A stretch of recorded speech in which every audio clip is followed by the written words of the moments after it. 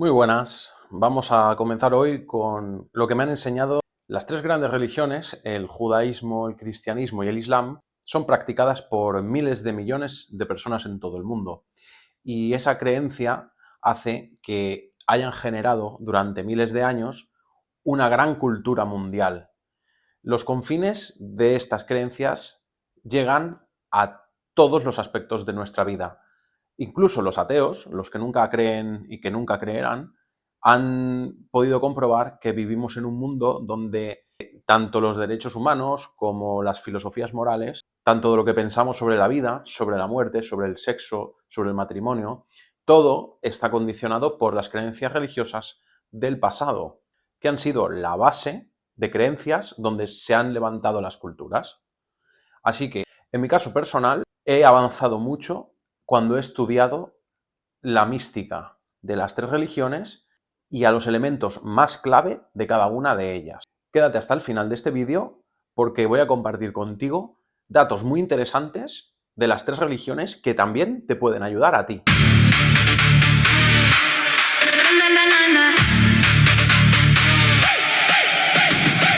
He caminado entre sombras, buscando el fuego divino en mi interior, pero hoy siento que el universo me abre puertas de poder y amor.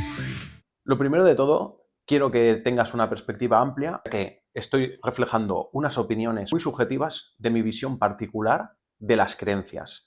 Para mí, las creencias generan tu propio marco de realidad y desde ese marco es desde donde percibimos lo que está sucediendo y le damos una lectura y podemos interpretar la realidad. Es decir, el marco de creencias es ese filtro que está imprimiendo unos códigos en la realidad, porque la realidad es muy inabarcable, es inconmensurable, es enorme, gigante, no la podemos contener, que la tenemos que codificar de alguna forma para saber qué tenemos que hacer en ese momento.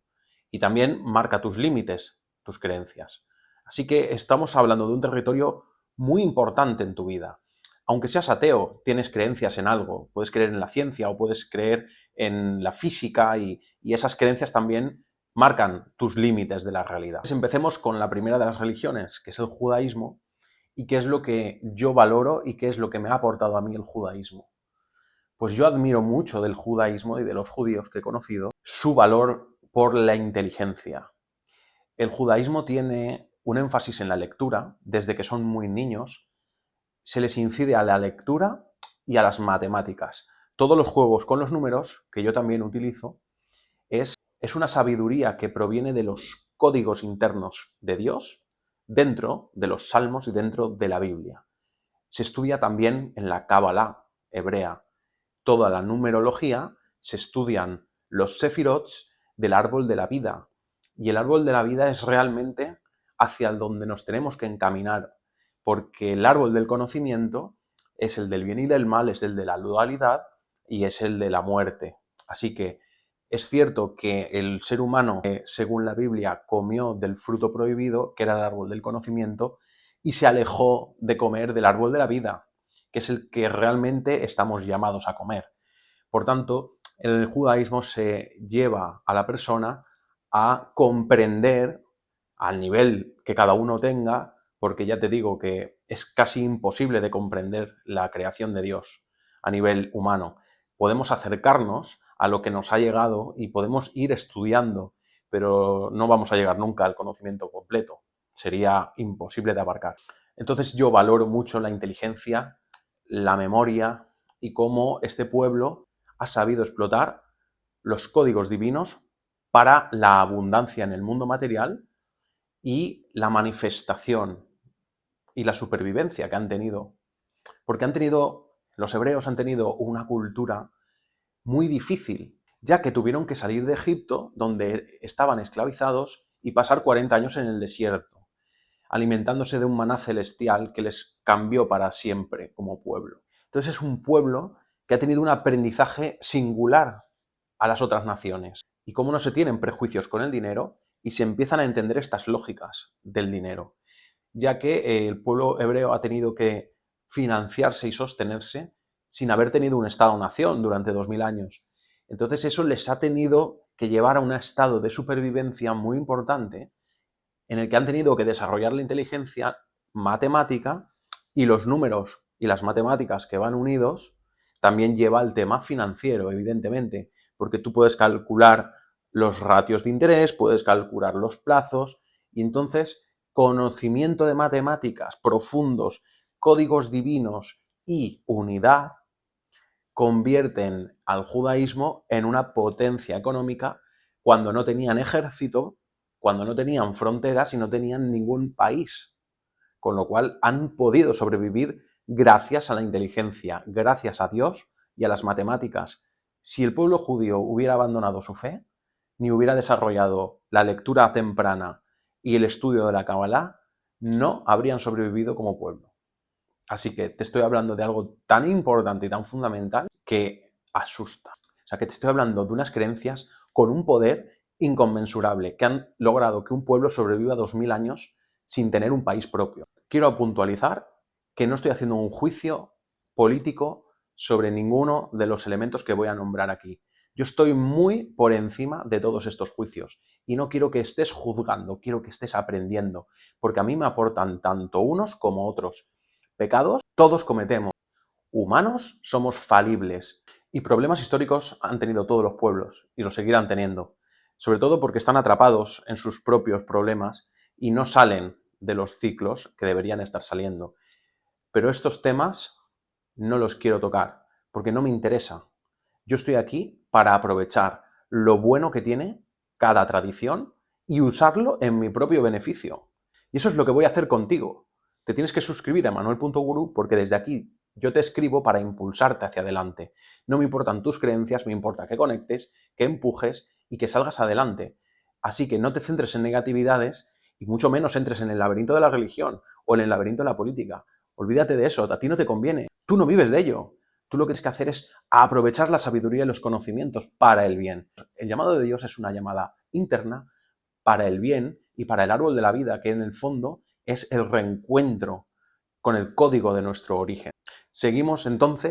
El cristianismo a mí me ha enseñado el amor incondicional, porque Jesús, en su versión de Salvador, ya es Cristo. Aquí tengo que diferenciar a Emmanuel, que es el nombre que estoy utilizando, porque es la energía del niño que nace inocente y que es el Dios entre nosotros, porque es un nombre precioso, Emmanuel.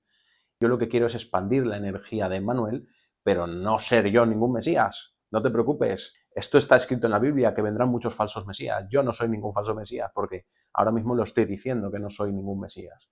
¿Vale? Tranquilos. Este tema mesiánico también lleva a múltiples errores, ¿vale? Porque estas interpretaciones pueden llevarnos a desempoderarte.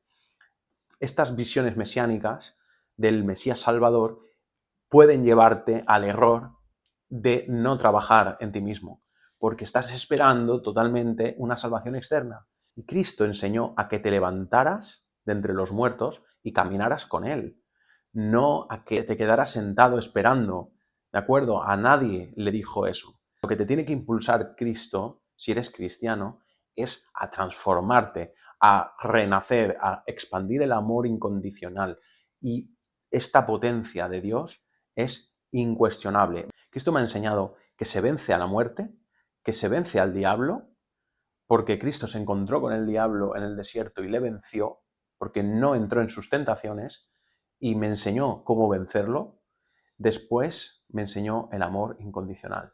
Es ese amor de entrega completa. Y honestamente, no hay otro ejemplo en la historia de la humanidad que haya enseñado tanto sobre el amor incondicional, que se llama agape. Es un tipo de amor que no es como el amor humano ni el amor pasional, sino que es un amor trascendente, un amor cósmico. Ese amor, para mí, es Jesucristo. Entonces podemos dividir a Emmanuel, que es Dios entre nosotros, Jesús, que es el Salvador, y luego Cristo, que es el luminoso, es la estrella de la mañana, como él mismo se nombra en el Apocalipsis. Y el Cristo, que es el radiante y el luminoso. De esto hablaré en otro momento porque Cristo merece un vídeo en exclusiva. Y una de las cosas más importantes de la parte de Salvador es que Él se sacrifica y con su sangre funda una nueva era. Es decir, desde que nace Cristo, hasta hoy estamos en el 2026 después de Cristo. Y ha cambiado la historia porque cuando fue juzgado por los judíos y ejecutado por Roma, él transformó el Imperio Romano después de su muerte y lo cristianizó. Es algo increíble. Es decir, Cristo es asesinado por Roma y juzgado por los judíos y cristianiza a los judíos, porque muchísimos judíos se convirtieron a Cristo y sus discípulos eran judíos. De hecho, Cristo era judío. Entonces, claro, es una historia universal basada en un individuo. Y los cristianos creen que es Dios Hijo, con lo cual es el mismo Espíritu de Dios el que funda la historia humana, la que funda Occidente y la que nos lleva a la cultura que tenemos hoy en día. Porque en todo el mundo, aunque no sean cristianos de religión, cogen conceptos que el cristianismo ha expandido. Es universal e inevitable, independientemente de que tú creas que era Dios o de que fuera una figura histórica o lo que fuera. Está el Cristo mitológico, el Cristo religioso y el Cristo histórico. Me da igual lo que creas. Los efectos del cristianismo son reales. Y como te digo que la creencia crea la realidad, si hay miles de millones de personas creyendo en esto, van a operar para hacerlo efectivo. Así que dale el lugar y la importancia que realmente tiene. Aprovéchate de las enseñanzas que más te benefician y ponlas en práctica.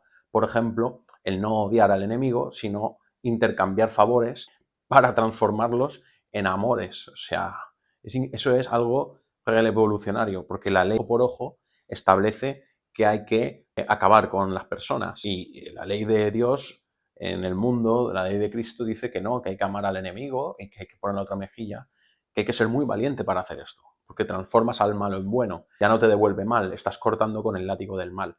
Y eso es fundamentalmente poderoso. Yo lo he practicado y gracias a eso no tengo enemigos porque los he ido desactivando de esta forma y me ha ayudado mucho en mi vida para ser feliz, porque vivir sin enemigos es una gracia, es maravilloso el mundo así. No estás todo el tiempo peleando en los trastos y en las tonterías que normalmente nos atrapan. Y por último, el Islam es la religión del profeta Mohammed, que también es revelado por el arcángel Gabriel, que le dicta el libro sagrado del Corán, que se suma a la Biblia. Sería un libro sagrado posterior a la Biblia. Y los musulmanes creen en el profeta Mohammed, ¿de acuerdo? Y integran una serie de enseñanzas que están en el Corán, ¿vale? Yo personalmente valoro de los islámicos la fe inquebrantable que manifiestan. Es una fe viva, es una fe fuerte, es una fe devocional y cumplen rigurosamente con sus oraciones. Me gusta que alguien cumpla con sus oraciones. Está poniendo unos ritmos al día impuestos por Dios y no impuestos por el mundo, ya que el mundo normalmente te va a llevar al mundo del trabajo, el mundo del dinero, los negocios, la familia y te van a distraer de lo trascendente. Y lo que más me gusta de los islámicos es que cortan con el mundo para ponerse a rezar. Y si están trabajando, paran de trabajar, hacen sus oraciones y luego siguen trabajando. Eso me encanta, porque yo también lo pongo en práctica. Yo hago mis propias prácticas espirituales todos los días. Yo hago las que me han beneficiado y me han llevado a un nivel espiritual maravilloso. Y la verdad que estoy mejor que nunca gracias a la práctica.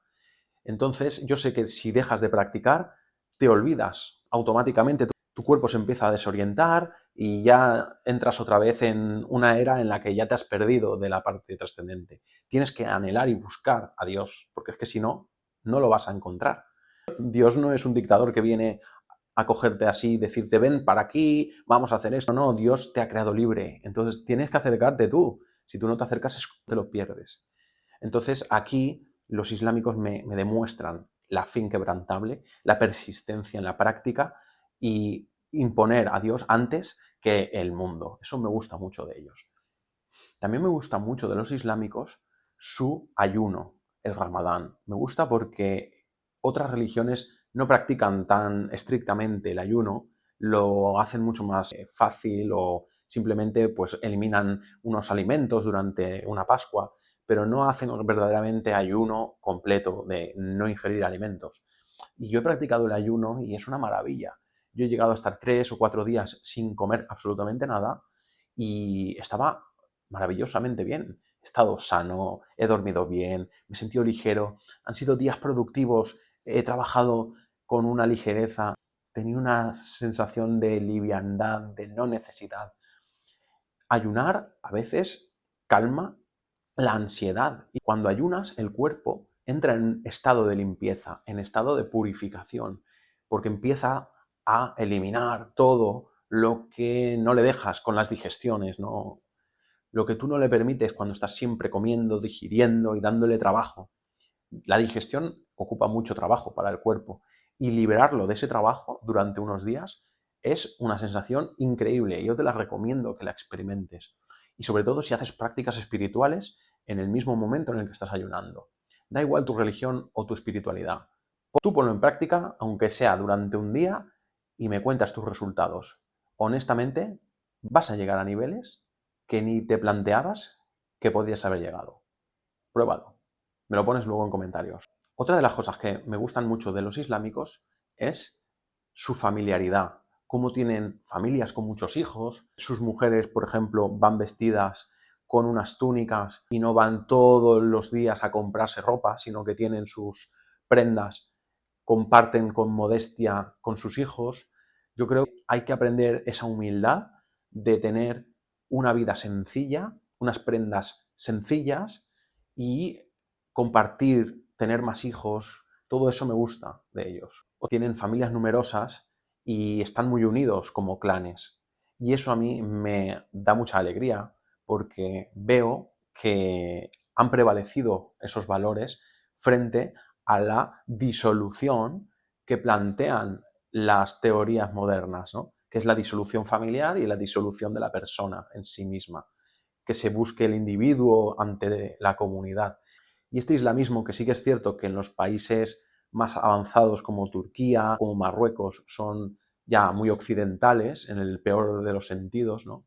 Pero sí que esta parte tradicional de todavía guardar la familia, me gusta mucho del Islam y me gusta que lo sigan defendiendo, porque para mí es un valor de la vida y honestamente me parece muy bonito. Pues ya ves, aquí estoy, seguramente caiga mal a los fanáticos de todas las religiones, porque les estoy contando cosas bonitas de todos, pero es que yo los quiero a todos porque me gusta aprender de los que saben más, de los que tienen más años que yo, de los ancianos.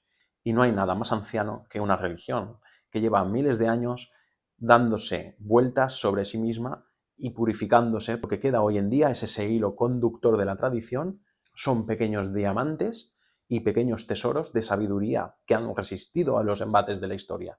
Con lo cual ahí es donde yo encuentro estos tesoros. Hay gente que lo rechaza porque piensa que es todo antiguo y que precisamente tiene que ser sustituido por cosas nuevas. Y yo te digo que lo valioso es lo que no ha cambiado durante miles de años. Muchos de los inventos que hoy en día nos venden como novedad ya fueron intentos frustrados en el pasado y llegaron a fracasar, y no llegaron a ningún sitio y hoy vuelven a ser resucitados como si fueran una gran novedad. Entonces, todos estos inventos a mí no me dan ninguna garantía porque, honestamente, si fracasaron en el pasado, seguirán fracasando en el futuro. Me gustan las cosas que, comprobadas por la historia, siguen operando y siguen siendo válidas. La modernidad trae cosas muy buenas. Yo quiero aprovecharme de todo lo que sea bueno para mí y lo que me impulse hacia el bien. Así que no hay que rechazar y no hay que estar juzgando. Hay que analizar, hay que tener una perspectiva interesante y ver qué me pueden aportar a mí todas estas situaciones. Pues nada, me despido con este ánimo de que comprendas la diversidad, de que te aproveches de lo útil y nos vemos en el siguiente vídeo.